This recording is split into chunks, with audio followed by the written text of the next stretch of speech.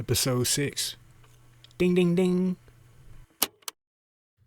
Welcome to episode 6 of Who Is Music. And wait for it, because it's about to happen in like 3 seconds or 2 seconds or maybe 8 seconds. But I got the hiccups like a motherfucker right now. And it's going to come. Just wait for it. But now that I'm talking about this podcast, it seems that they've subsided. So better luck next time, hiccups. I know I said that this episode that I was looking forward to episode 6 because I was going to do something different, do something crazy. But unfortunately, you guys, I'm not ready to do that. I mean, 6 is going to be different in its own right, but I take everything personal. And I don't think that I was ready to burn a bridge that could potentially lead me to everywhere that I want to go. So I decided against my normal impulses to just do the first thing that comes to my mind. Hopefully it plays out in my favor this time, because normally that shit don't work for myself. Just to say whatever I'm thinking always backfires. But still, like, in general, this ain't gonna be as much of a funny one, or maybe so informative to some people, but I'm still gonna be cracking jokes here and there. I just can't help myself when it comes to shit like that. But it's gonna be real, because this will by far be the most personal episode about myself, about my history, about my family, about who I am as a person, and how I am so individually flawed, but still a great person. And if you've listened to many of the episodes so far, you can tell that I'm someone who is quite experienced when it comes to women and being with women and hooking up with women and being in relationships and stuff. Like, of course, I've shared a lot of sexual stories, but I would never do that with women who I am really intimate with. These are just women that I've had encounters with, and Emily. And I don't really give a fuck about what she says. I mean, I'm pretty much the best thing that's ever happened to that bitch, and the best thing that ever will happen to that bitch. So you're welcome, Emily.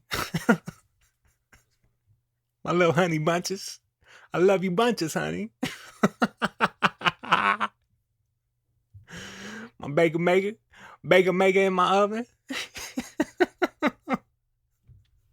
Oh, nah, man. You ain't gotta do M like that. You ain't gotta do M like that, man. What she do to you? Besides try to ruin your life and shit, man. Man, fuck it. I'll do the same to her too, for real. Fucking M. Man, I'm gonna change your nickname from M to L, for real. Fucking baker maker in my oven. That was one of her nicknames.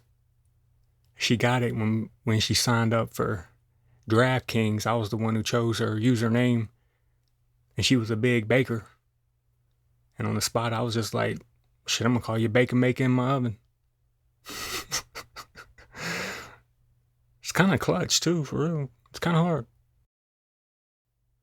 But for real, like, I want to be even more real with you guys and show you a different side of me and things that have happened to me. I mean, I've hooked up with women off of Tinder or Hinge or whatever before, but I remember there was this one real crazy occurrence that had happened, and I'm lucky that I had got myself out of it, for real. And ultimately, I never hooked up with this person, because what had happened was that, like, we had planned to meet at a hotel in Roanoke, and when I got to this hotel, like, and knocked on the door, the person who was inside, they had, like, just opened it very quickly and then ran back inside. And in this bedroom, you guys, it is pitch black. Pitch black. You can't see anything inside of it. So I'm like already kind of like, this is a really odd hookup. But that should have been red flag number one right there. Going to a hotel that I ain't pay for, because women don't pay for hotels. It's always the men who paying for that shit. And really, like, you couldn't see shit inside of it. The only thing that really was illuminated was like just the door, how it was open, and a little bit in the room, and the only light that it had gotten was from the moon. There was no lights on in the place. It was so sketchy. So, and I convinced myself like I'm definitely not doing this, because I don't know who's in there, what's in there, or anything, you know. For all I know, they could have had a fucking tiger in there or something. Said it's a service pet. Oh, that's a cute kitty. Where'd you get it? The Amazon? With free shipping?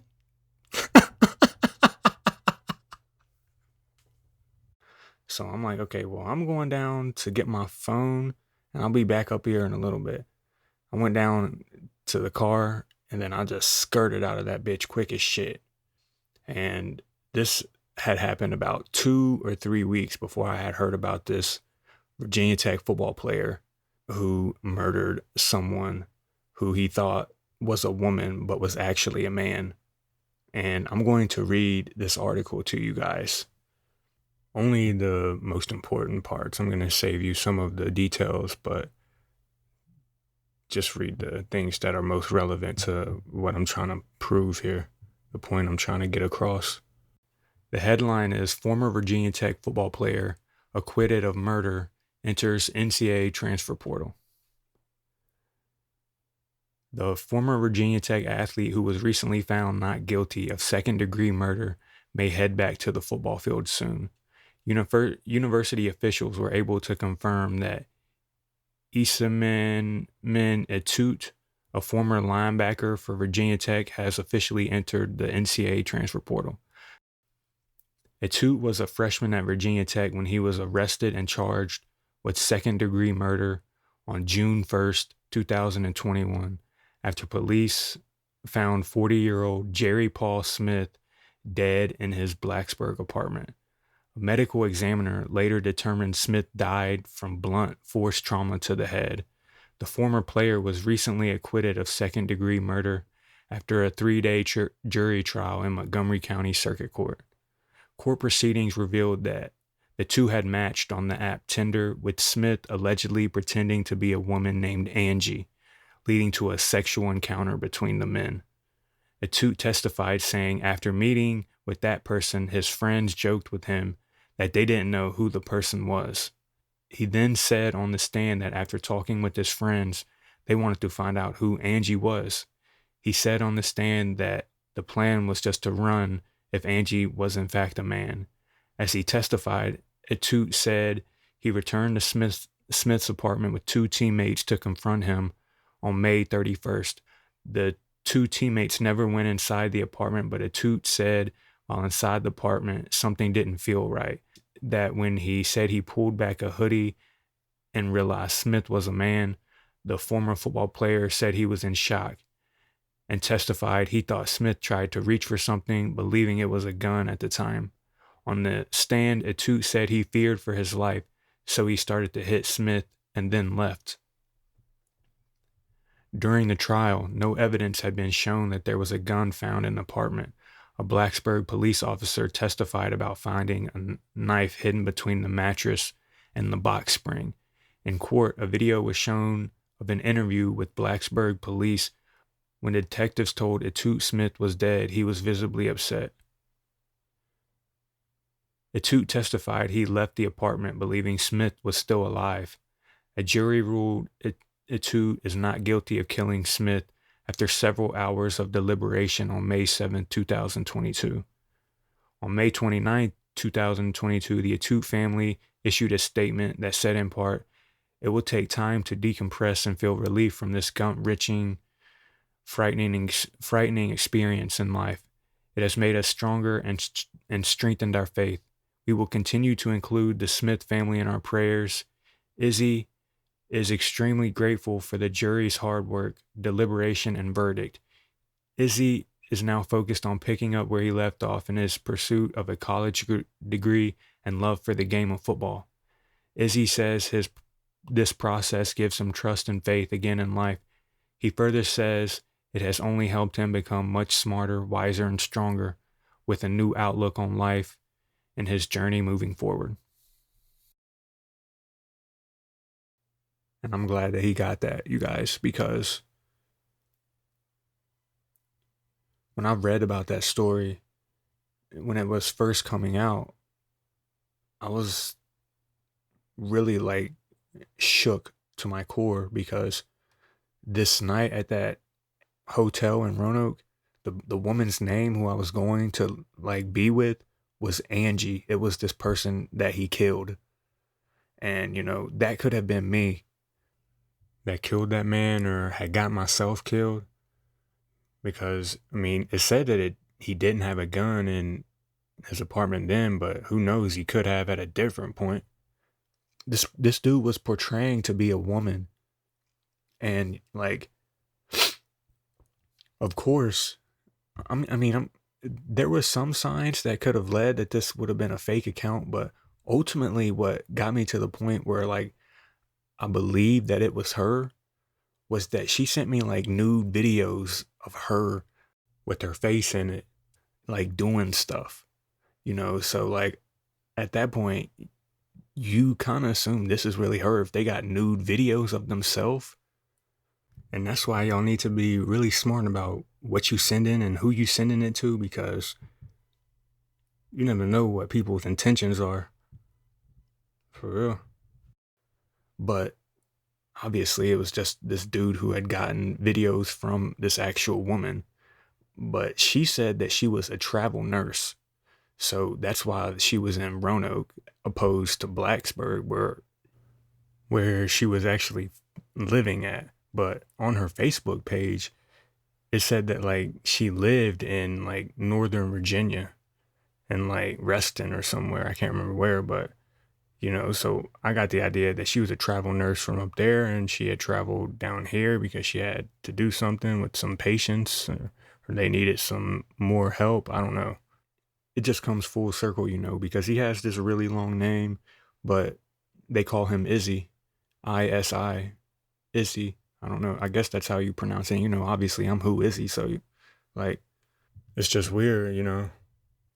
But I don't know how this man is doing in life, and I hope that me talking about this doesn't ruin whatever he does. But I mean, I felt bad when I heard about the case and I didn't go and like contribute what I know about the person. I mean, the case had already pretty much developed to a point that I didn't feel like I could help them in any way from with knowing the things that I knew about this person, because obviously it wasn't very much. But this dude, when he met Angie, he was just a high schooler, hadn't even made it to college yet. It was like during the off season when he came up to play football. And I'm pretty sure like this would be one of his first times being on Tinder, like as a college student. But for me, like I had already got back from Europe and came back and shit, so I was pretty experienced when it comes to like what hookups are like. In general, like on a hookup, when someone opens the door, y'all normally hug, or y'all normally face to face and say, "Hey, how you doing? What's up?" Like make a joke or something. But like when this person opened the door at that hotel, he just like skirted off back into the dark. So I was like, okay, yeah, this is super weird. And from that point, I knew like this was too weird for me to even be in, girl or not. And I mean, the girl Angie, it wasn't just some super bad bitch or anything, but like when you just a young dude and you got a moderately attractive like woman who's probably like 40 something, nigga, why not smash? It's a free body. But I can say for real, like, and I don't regret saying this at all, that if you're someone on the internet pretending to be someone else, a real person pretending to be someone else, as in an opposite sex, to get an advantage over them or to hopefully lure them into doing something with you, get help. or kill yourself. For real, because nobody wants you here. Because you scum of the earth if you doing shit like that. And if you don't, nigga, somebody will do it for us. For real. So thank you, Izzy, for getting this man out of everybody's lives and shit.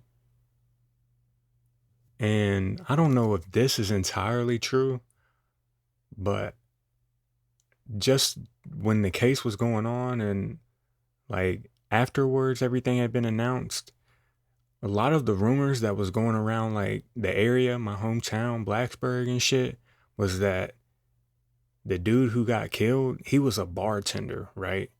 And supposedly that he was like really plugged in with the cops in terms of like whenever students was drinking at the bars and stuff, he would call the cops and say, yeah, these are the students who probably are going to be drinking and driving and who have drank the most.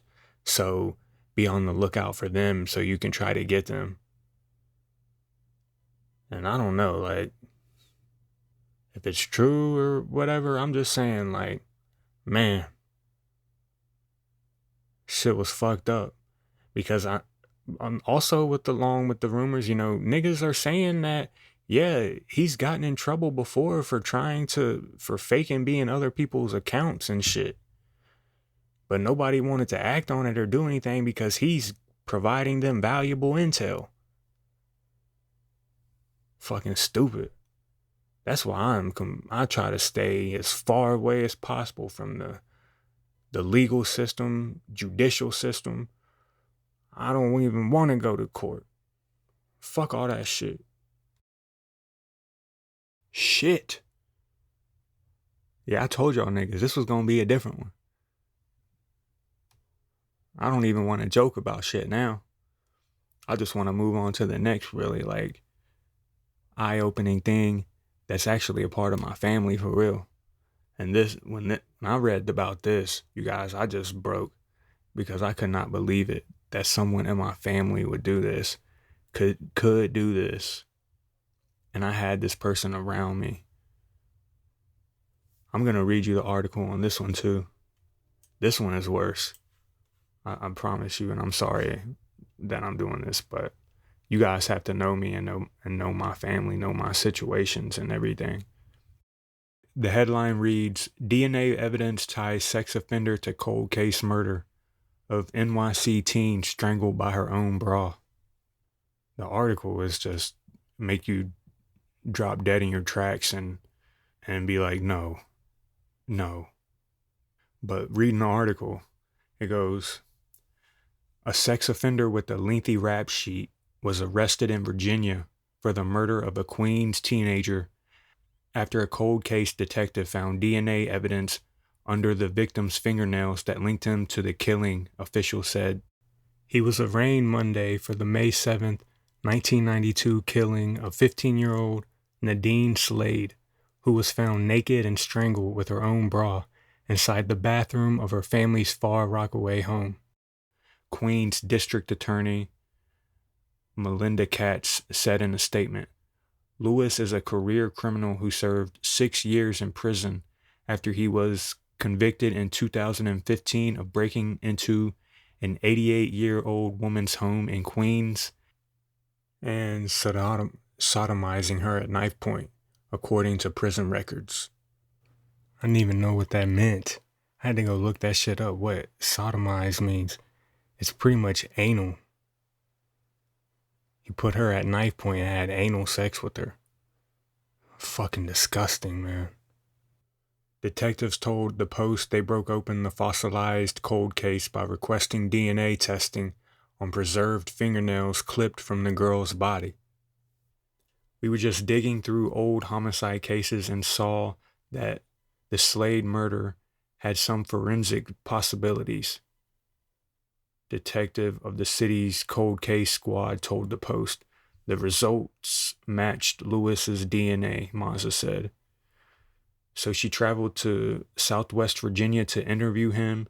Lewis was about to be picked up for a parole violation. Police in the Old Dominion had twice arrested him for allegedly beating his live-in girlfriend, my mom, Mazza said. Still, he spoke freely to the New York City detective for nearly 4 hours, he said. He fought extradition, but authorities eventually brought him to the Big Apple on April 28th, where he was charged. Queens Supreme Court Justice Kenneth Holder ordered Lewis to return to court on June 7th. The release said if convicted of the second-degree murder charge, he could be imprisoned for 25 years to life. He's being held at the Eric M. Taylor Center on Rikers Island, records show. Any mother's worst nightmare is to survive a child, Katz, the district attorney, said in a statement. To lose a child in such a horrific way causes unimaginable pain. Not knowing who committed the crime compounds the suffering. In the end, we hope to achieve justice for Nadine and bring closure and some measure of solace to her bereaved mother. Her mom says she hasn't slept through the night in 31 years, the detective said. Their lives don't go on. They are still stuck in that day. And the first thing that I want to say about that is I just want to give my condolences to the Slade family for having to go all of these years and not knowing what happened to your teenage daughter. And for Nadine Slade, I hope that you rest in peace and that ultimately justice was served. And I apologize that it took this long for it to happen. This is something that no family, no young girl, no woman should ever have to live through or have went through. And for this person to have been in my life is gut-wrenching to me, you guys. You don't understand, because throughout all of his time that he had been in prison and stuff, he was never in prison for this, because he had got away with this. And he had gotten away with this because how he met my mom. When he met my mom, he was in the fair or the circus, or like just in general the fair, and they travel around all over the country. So I'm pretty sure what had happened was after he did this, he had just joined the fair and got to go and travel all around the world, the United States, and this went undetected for the longest time, because this was in 1992 when they didn't have the technology to track your whereabouts or have you on camera everywhere you go. But you eventually will come to pay the piper for all the crimes that you committed, and I'm glad that this motherfucker did, because I couldn't stand him for real. And this is my brother's dad. This isn't my dad. This is my brother's dad. And now that you know that, you can see, oh yeah, I bet you do say some really mean stuff to Bubbles. Especially when I talk about his murderous father. And how you look like him. And how you act like him. Did he ever tell you, Jerry Jr.? Did he ever tell you about any of the stuff that he did back in the day, Jerry Jr.? He never did. He kept all this like secret the whole time while he was out. But it's over with now. But you know, whenever I'm just fucking around, I'll always bring it up and be like making fun of him. I know it's probably not right, but still, like that just is a huge difference between me and him and me. And really, it's a way for us to express love for one another. Me and Bubbles talking shit about his dad, because we out here, nigga. We ain't in there, and we ain't gonna be in there for the rest of our lives. So hallelujah, hallelujah. And not only this, you guys, what really like made my stomach just turn, and that where I felt like I was about to throw up, is as much as I said negative things about Emily, you know, this was a real big girlfriend of mine. And I can say that I did love her. And at one point when he was out and he was around Emily, you guys, because she was over at my house one day, and he was over here as well, hanging out with my grandpa. And for him to have seen her and to probably go back to what he did and imagine doing that to her or whatever he did, once I found out, I wanted to kill him myself, you guys, because I could never be someone who would do that. I despise each and every single person who has ever raped, touched, or did anything to a young woman, or has made them uncomfortable in a way, because you don't value them. You don't value them. And that's a shame that people exist out there. That not just your rapists and your savage people like this, but like, murderers and shit too. I mean, he's a murderer too, but I mean people in general who just lack empathy for other humans and justify what they do behind the discourse of, you know, death is inevitable. Like, I can never be someone who decides to take another man's God-given gift, the ability to live, away from him, because we only got one life. And I don't want no one to shorten mine, and I don't want to shorten no one else's. I've always been someone who lived morally right, and I will always live that way, because I'm a good person. I make mistakes, but I'm a good person. And in general, like, this dude was very weird, like, because, if you're in the prison system for an extended period of time, like, that's all you know. So, and I remember vividly one night that when I was smoking, this was a period of like when I was still smoking, and him and my mom had got into it one night, and he come over to my house while I'm sitting there packing up a gravity bong hit of some fucking dank. And I mean, I had gotten some weed before from him, but I don't know how, but he just said, "Yeah, I got some weed. You want it?" I'm like, "Fuck yeah, I'll take it. Free weed." I mean, it wasn't so shitty, but it was all right. But I at this point I had like real good weed, and he came over there. He was just like all aggressive and shit, and he was like, we was like real close and shit. And he said, "You think you can take me?" I was like, "Nigga, what are you talking about?" And he was like, "You think you can fight me and beat me up? I've done 15 years in jail. I will whoop your ass right now." I'm like, "Nigga, hit this GB and calm the fuck down, because I ain't fighting your black ass." He hit that shit, bro.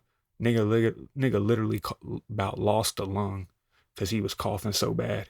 He ain't never hit shit like this before. And nigga pissed me off for real, because he spilled all the water out of the GB. Nigga he ain't even know how to take it right. Pushed the damn 2-liter bottle all the way in there hard as fuck, and all of a sudden my damn countertop table is covered in water. I'm like, "Man, nigga, get the fuck out of here. You pissing me off now."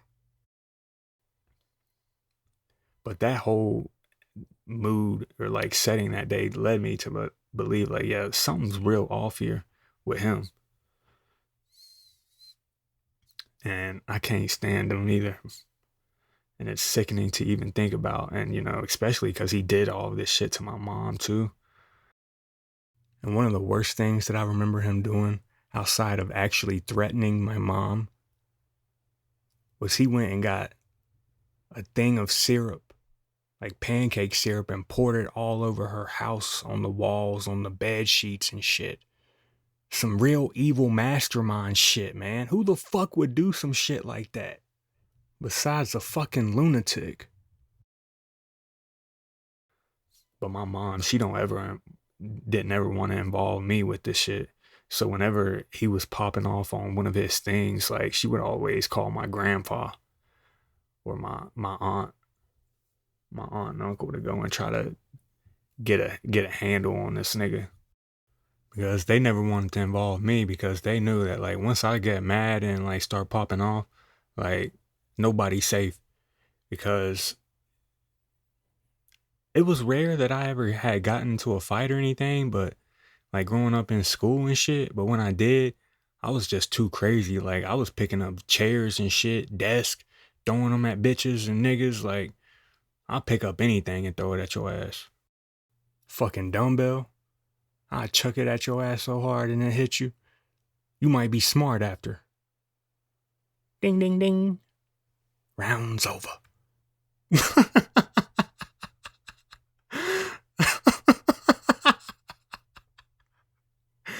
Oh shit. I remember one time at Christmas, like while he was still out, like he was out for all of like 4 or 5 months. So all this shit had transpired of him just still acting like jailbird and violating his parole and shit. His big violation was getting a firearm. I don't even know how a convicted felon can get a firearm, but he found one. And look where they got you. But it was at Christmas, and he had got into it with like my uncle at Christmas about some shit. I had already dipped out of it from before, but I could just tell like where that shit was going, because that nigga don't know how to act. And in the article, it had just said that he had served 6 years for sodomizing that woman, but I know for sure that he had done at least like 15 years prior to that, because he had stabbed somebody when he was up in New York for something. That was like what I thought he was in jail for. And then I didn't even know about that, the whole woman case, the 88-year-old woman. So the nigga definitely did have a lengthy rap sheet. And oh man, a rap sheet. I'm definitely gonna use that in a song. But you know, also part of me thinks that this could just be a way for them to have closed the cold case murder and just pin it on someone so they can say that it's closed and they ain't got to worry about it. Because he had already broken his parole by doing the number one thing you don't do on parole, get a firearm. So the nigga was going back for a long ass time regardless. So probably the detectives were like, yeah, if you just say that you did this so we can close the case, you'll be able to have certain amenities while you're in jail. I don't know what type of amenities they are, but like maybe you get like extra amount of time on the phone per week, or you get like $2 extra on your books or something. Like, I don't know, but just knowing this nigga, I can definitely see that this is what he did, because it said in the article, like, after when they finally got him arraigned or like in court or in the holding room to interview him and shit, that he opened up for 4 hours. And I could definitely see him being like, yeah, y'all finally got me on this one. Let me tell you all about it. I don't know what happened, but well, thanks for that. Now you go to Rikers Island. And like, he's from New York and shit too, so I'm glad I ain't ever got to see him again. I got a photo with him from when he was out. My mom just wanted me to take a photo with him. I feel most bad for my mom, because I'm not bullshitting you guys, all of this shit happened like when he finally went away for good on my mom's birthday. My mom's birthday. So that's why, like, birthdays mean a lot to me in this family, or mean a lot to me personally. I don't know if they do to other people in my family, but for me, you know, I got that May 11th song for the most special woman that I ever had in my life. And then this happened on my mom's birthday. And I haven't told this yet, and I don't know if I should, but I will. But my grandma, she passed away on her own birthday. Her own birthday, the day that she had died. So birthdays mean a lot to me. Now I want to tell you about the real me, about how the hoe came along and hoe Izzy. Because I know that, like, really, I didn't have to add that into my artist name. I could have just been Who Is He, all undercase, and shit. That's still a fire name. But when I introduced the hoe into it, I needed a way for me to be reminded of what I had lost and how I lost it to gain my voice, meaning not being able to be with the person that I thought I would be with for the rest of my life. And that's because like I couldn't resist the things that were thrown at me at the time. And the way is like because I would be on a completely different track if I didn't do what I did. Like we would probably be together. We would have a life where, I'm probably in the tech industry as a system architect or something, making like 120,000 or something, and have had a life and do different things. And I never would have considered podcasting or music or finding my voice, figuring out that I'm not good at this shit. I'm great at this. I have a unique voice. I have a unique brain that needs to be shared with the world. And I have no doubts that without that relationship and losing it and going through it, like, who is he just would not be able to exist, because she knew all this shit before anyone, because she used to all the time tell me whenever I say something, she says, Cody, it's just beautiful words. That's all you say is just beautiful words. But you don't mean it. So she seen the potential in me before I even seen it myself. And I think a lot of people around the world probably deal with that too, that deep down they're great, but they just great in their own creative way and they can do great things, but you need someone to understand that about you, to pull the emotional side out of you. Because I can't do this if I'm not emotional. If I can't think deeply about how I feel and felt and how wrong everything I did was to her, and unlocking a part of my brain or my side that I just wouldn't have unlocked without her, honestly. But I was just in the moment of studying abroad, and when you're an attractive black guy over there, like, people are going to throw themselves at you. And if you are unsure or uncommitted on like the woman who you're supposedly with or dating, that if it could last long term, then you're going to open your options up for real. And as bad as the things that I did do, I can honestly say to you guys in front of the whole world, to her, that when we were actually dating, I never had sex with anyone else. Never had sex with anyone else while we were dating. But I did kiss a few girls. I did flirt a lot. And once I did go to a different city with a girl by ourselves, but most of the time when I traveled, it was with a group of people. Oh man, you a cheater, bro. Hey, I'm trying to learn from my mistakes, man, by talking about them so they don't happen again. And that's where, like, probably one of the biggest things that, I wish that I wouldn't have done, mainly because I had to lie to her and tell her about where I was going. Well, not even where I was going. It was more of who I was going with. Because I would tell her, like, yeah, I'm going with a group of friends and stuff. But on one occurrence, I went with just one girl. We went to London.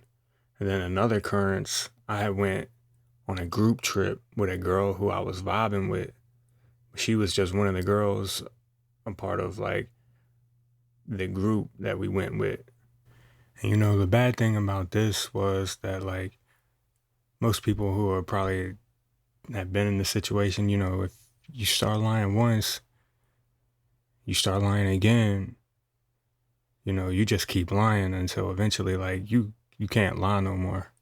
It'll all just start catching up with you. And you'll start forgetting the truth. So you be wanting to be for real, but you don't even know, like, did I do this? Did I not do this? And it just complicates everything for real.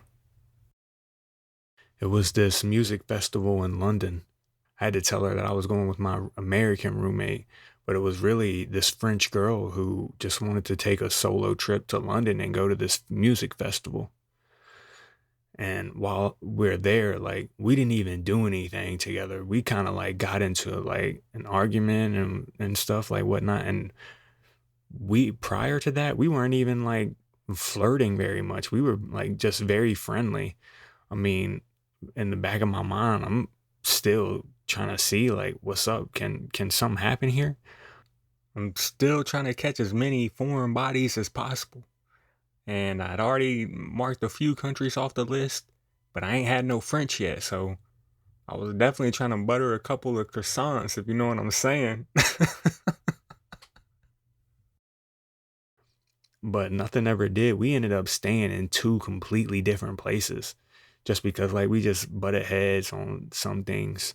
But when we got there, like to London, me and this other girl, she knows people from there. So we meet up with her friend and he is like studying at, I'm pretty sure it's the University of East London. And this is the one where they have like this big building that pretty much overlooks the city. And we're going up to the top floor of this of their student dormitory overlooking London, yo, and smoking a blunt or just in general smoking something. The shit was crazy and super lit. But now that I'm thinking about it, I'm pretty sure that's where we started to butt heads at when we was on that rooftop smoking because I told you like I be always tripping out when I be smoking and shit. So like, and she was I guess a pretty big chiever and shit. We had fucking no bullshit. We had like before we left the airport to go to London from Poland on this occasion, we were literally outside of the airport smoking a joint together. But then I mean it was cool on because you ain't have to like do much on the plane and shit. But when we got to this at the top of the student dormitory up there, and then like afterwards, like being around high and shit, like I'm pretty sure that's just what tripped her out and was like, man, we can't stay together because we just got into it.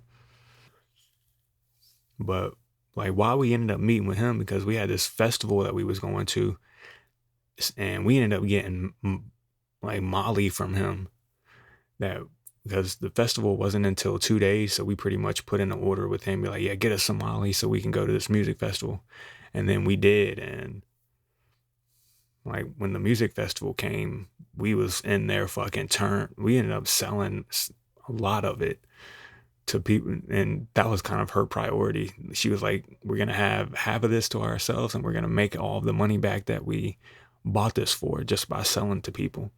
And fuck, we really did.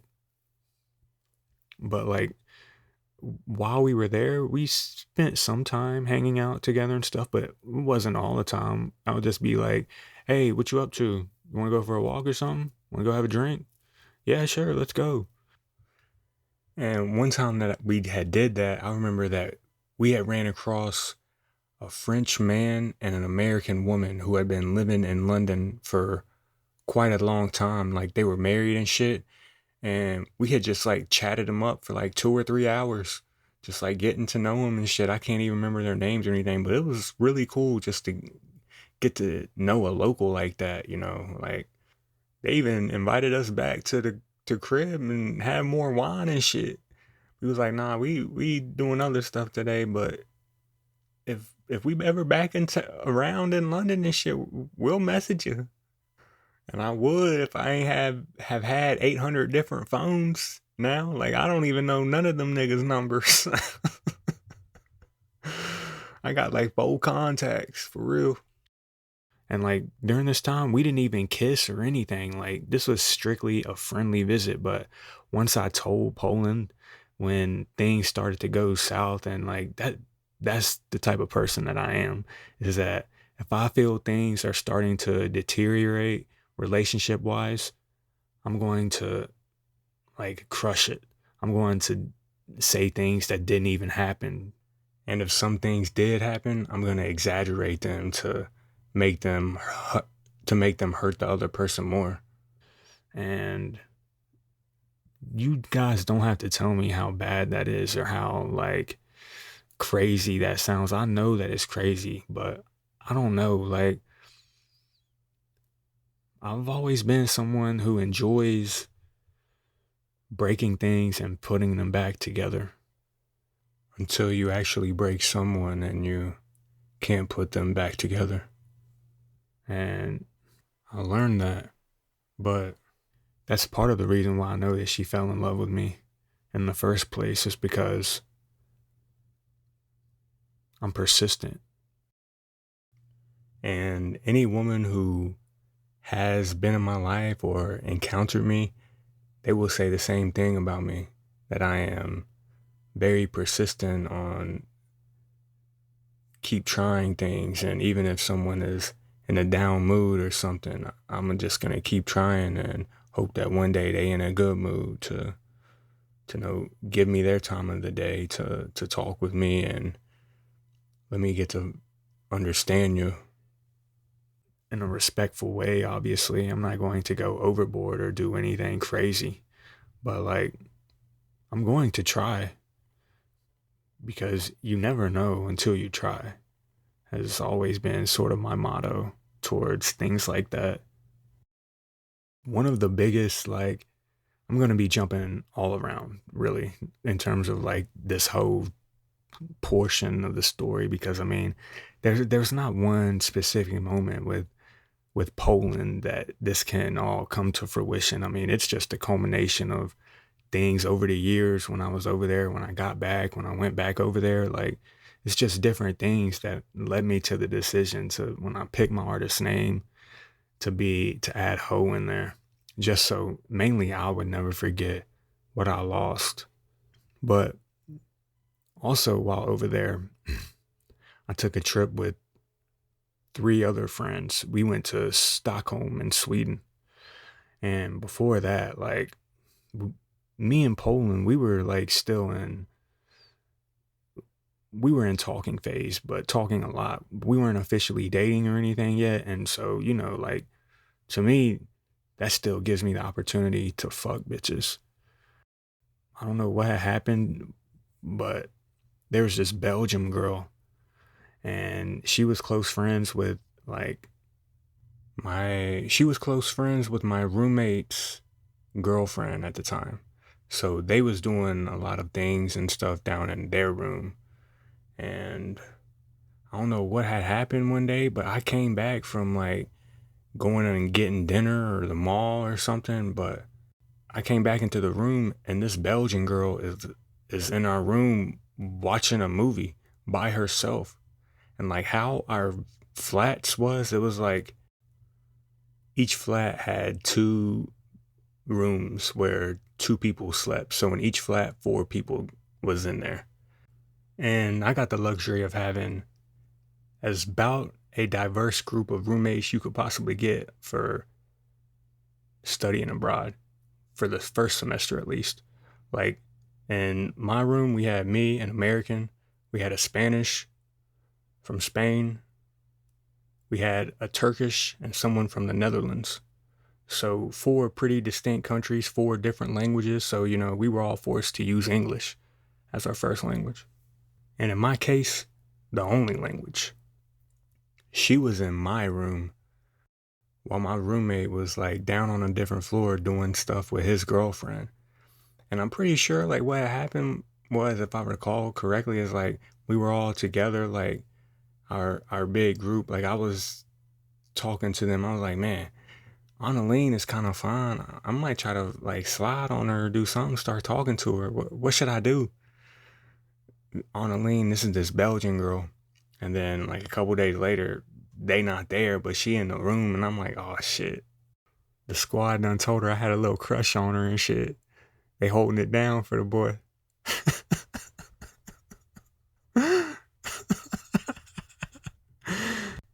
We need more friends like that for real. Hold it down, boy. Put us on. And so she was just like up in our room watching a movie when I came back home one day, like by herself. And I was like, what is, what's up? I mean, I was cool with her and everything, but she was just in our room, like watching a movie, and I didn't know what was going on. But I'm pretty sure she wanted to watch the movie in our room because I mean, I told you I bought a PlayStation, right? And I mean, what you gonna play the PlayStation on if you ain't got a TV? So of course niggas had a nice little TV in the spot. For real. So that's probably ultimately what made her want to come and watch a movie in our room specifically. Maybe. Who knows? But we'll never know.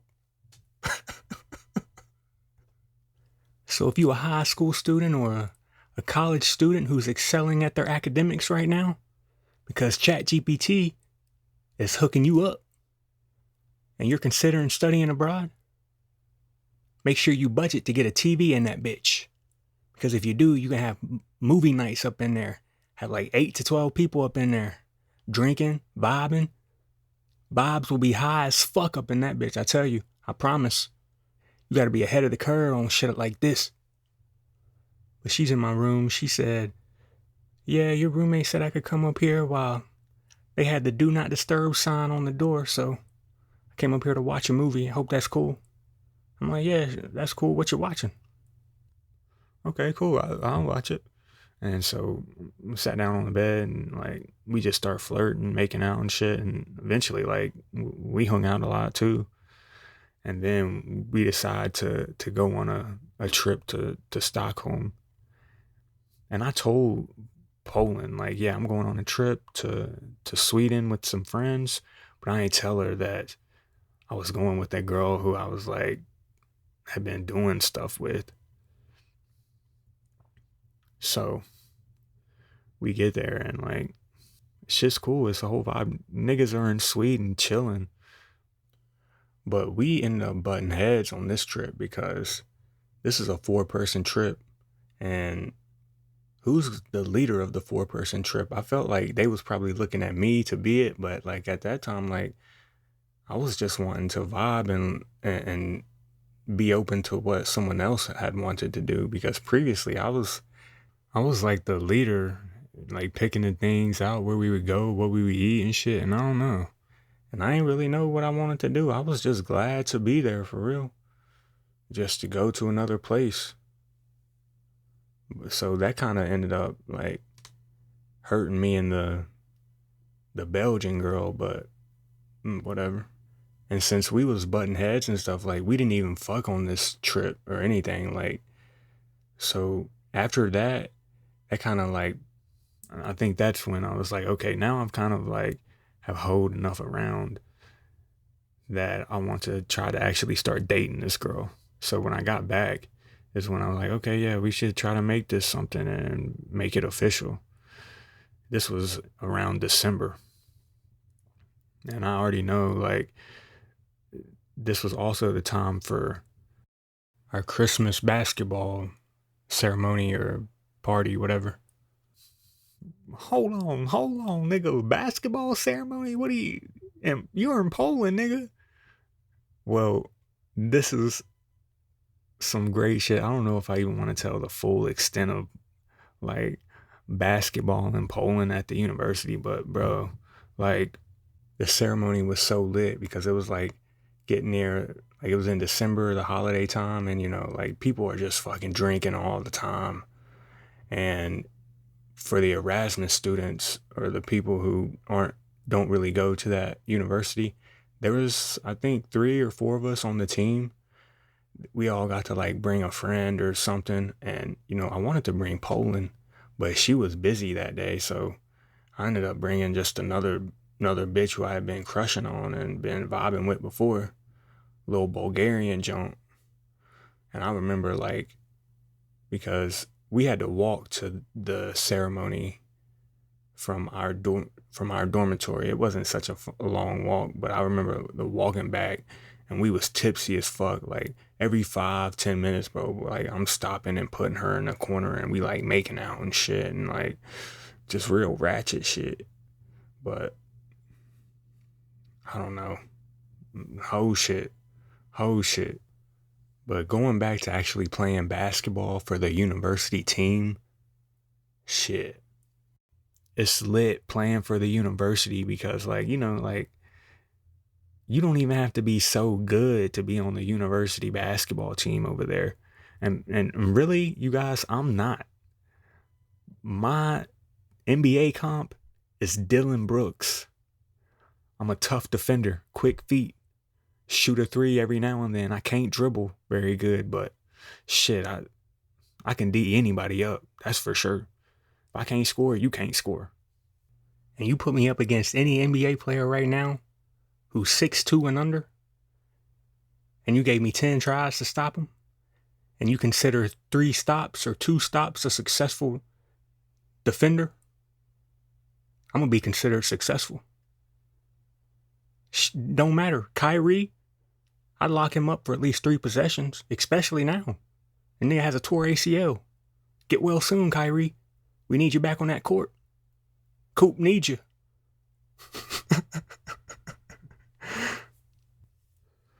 So I was like starting on the team and shit. And like the whole objective of playing like in the university system over there is to get to the big tournament that is in like a city far away in Poland. Because when you get there, it's literally a big ass fucking party. A huge party. Like niggas are shit faced so fucking much, you know, like before the game, like niggas are extremely hungover and nobody gives a fuck. Like we were out the night before to like 3 or 4 just fucking chugging shots. Fucking coach too. No bullshit. He's sitting there saying, Cody, shooter, you want the shooter? Asking me to take another shot. Like it was so lit. I can't even begin to describe how fucking crazy it got in there because all of the teams from Poland who qualify for the tournament are there. All the men's teams and all the women's teams. So you guys, this place is super deep with niggas who are hooping and just getting drunk to celebrate that they made it to this tournament. And not to mention the locals who are there just going out on a Friday night. They're getting lit too. So this whole place is jam-packed. It is so different from what you would see here in USA, bro. It's so funny. So go do that shit just to get on the basketball team. I remember like our team, we was in the club, circled up, and we had the whole chant going on. We was like, Mish, Mish, overway, Mish, Mish, overway. It became just a competition in there between all the teams to see who can be the loudest and most obnoxious because every team was in there with their own chant being wild as shit. But my team had the luxury of having the only nigga in there. So we won that. But the whole objective is to get to this tournament and to go crazy. You know, when I was on this tournament, I met a Polish girl there, but me and this girl was already dating. Me and Poland, that's her name. I probably should just say May 11th instead of Poland, or maybe just Nicola. But no, she whose name must not be spoken.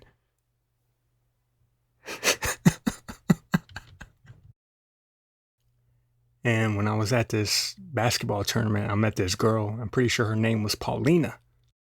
And gave her my number and stuff and was talking to her. But like, it was something like where my team had wanted me to talk to her and like go up because they seen like how she was looking at me wanting to talk and stuff. So I wanted to go up to her and show the team that I had game for real.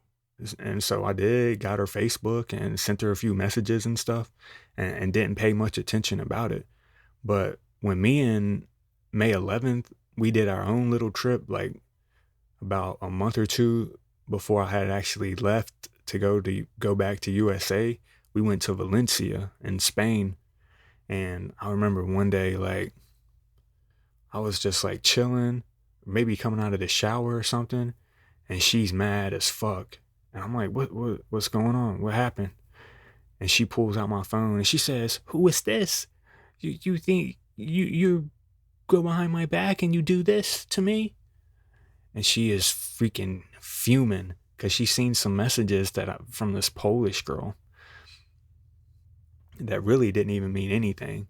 I mean, she was just mad because it was a Polish girl, I'm pretty sure. But if she would have like seen other messages, she would have been more madder because like I was saying some pretty exotic shit. Y'all know me. Shit. Y'all know me. I'm gonna say some shit. I'm just practicing on what I can say to her, if you feel me. But nah, like the whole funniest thing about this, bro, is that when she had seen this and she got so mad, she stormed out of like our apartment and she wants to go to the beach because Valencia is the beach. But this bitch don't even know how to get to the beach. She been following me so much that she don't know anything on her own. And all she had to do is when she got out of the apartment, is when she hit to the end of the street, just go left. And then once you go left, you will just keep going until you hit the beach. But she goes out of our street and turns right. So she ain't even going near the beach. And then I go out looking for her and I see her and I'm like, what are you doing? She said, I'm trying to go to the beach. Well, the beach is this way. I know. And she gets mad because she's fucking lost. And we was like literally so close to the beach. And then like from that point, like it made it hard for us to be mad at each other because we were just bonded right there, you know. And that's why like I really like fell in love with her a lot, is because she let me take the lead in every situation, you know. And going over there and traveling and shit, like something that you're supposed to you do on your own and figure it out. But she was there with me, but she allowed me to lead, you know. When I didn't know where we were going, and I would just be like, yeah, we have to walk. And then we would walk and be like, man, I think we took the wrong way. We have to walk back. And we'd go back. But she wouldn't get mad at me. She was patient with me. And really the only time that I remember her getting like a little angry about me leading is when we went to La Mestalla, the Valencia football stadium, because I always wanted to go to like get a stadium tour and take photos of the stadium and shit. And like this was a long ass walk from where we were at, you guys, a super long walk, probably like 2 miles.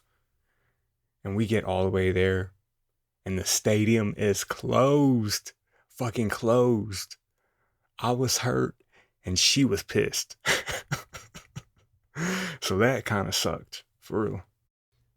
Especially considering that it was summer or May. So like it's extra hot now. So we just had to do 2 miles walk to get to the stadium that's closed, and now we got to go 2 miles back. Ugh. But we made the most of it, for real. But outside of that, she was very patient with me in Valencia and every other city that we went to. And I needed that because I was patient with her, you know, her learning English, because I could have very easily just said, man, there ain't no hope for this bitch. She don't even know English. Like, what am I going to accomplish by fooling around with her? But I was patient with her because, I mean, she is a very beautiful woman, but the more that I got to know her, it was her heart. Her heart is something that has never been seen before to me.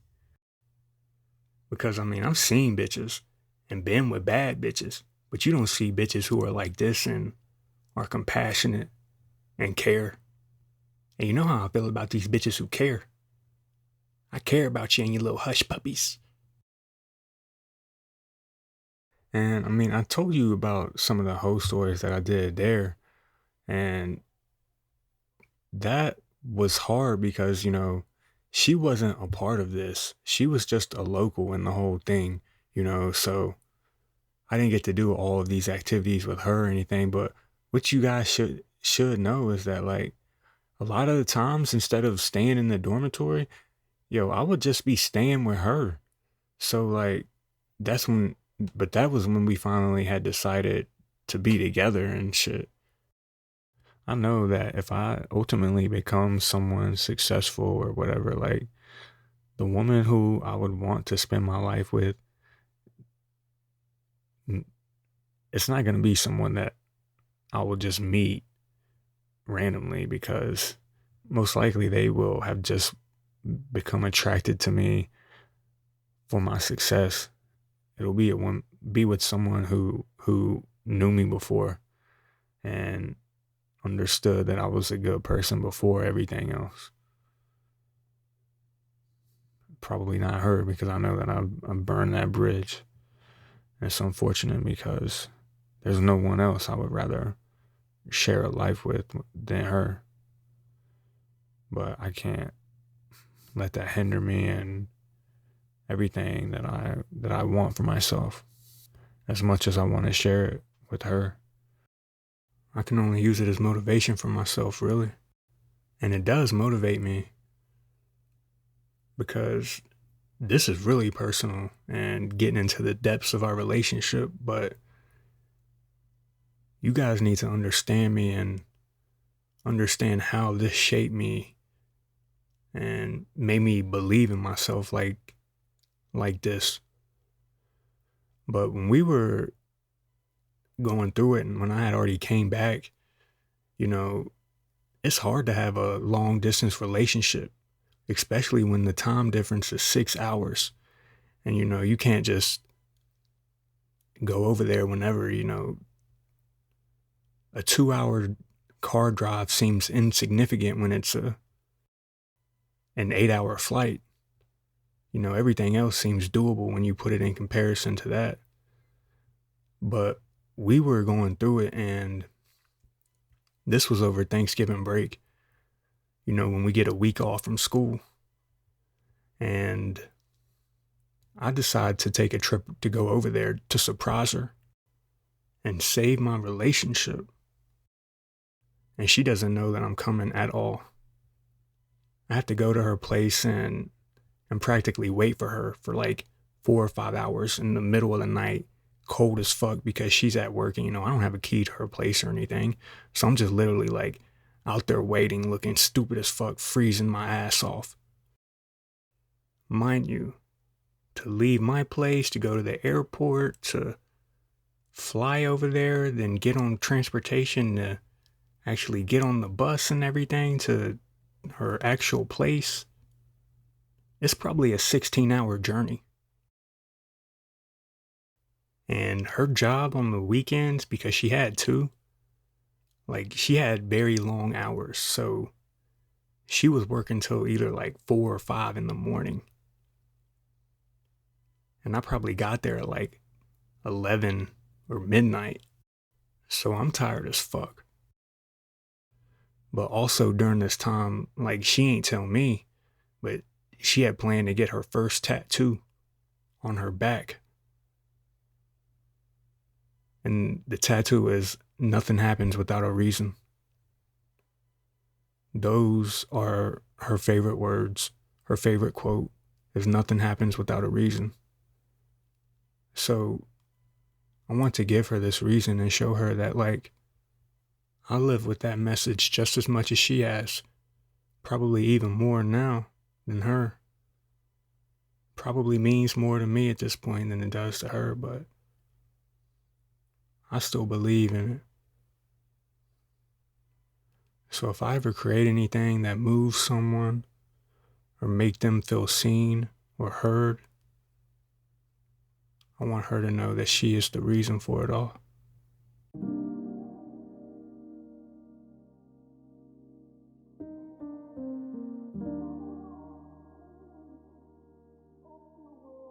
Water, water, water, water, water, water, water, water, water, water, water, water, water, water, water, water. Whatever you need is water under the bridge.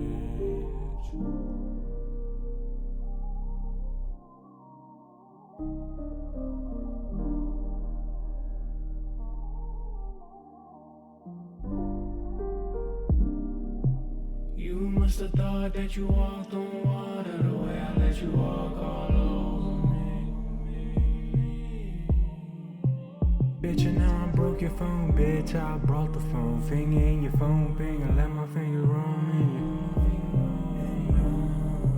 Tell me what's wrong. You don't wanna come with me to the round. I started planning our future before I had to make a U-turn in her. Last one hit it early. I really wanted to murder the whole. You must have thought that you walked on water the way I let you walk all over me.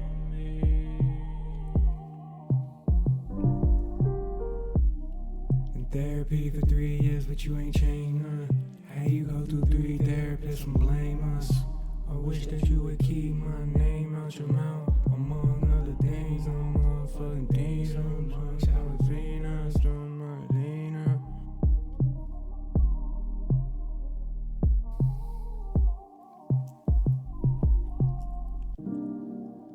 I know you wanna get murky, it's working. Cause you're waking up beside someone and realizing I'm not him. I'm simpler, I'm just a man who likes heaven.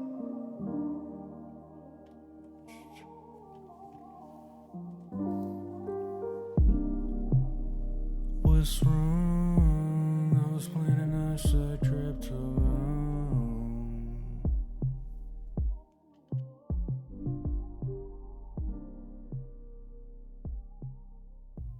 How we feeling about Walk on Water?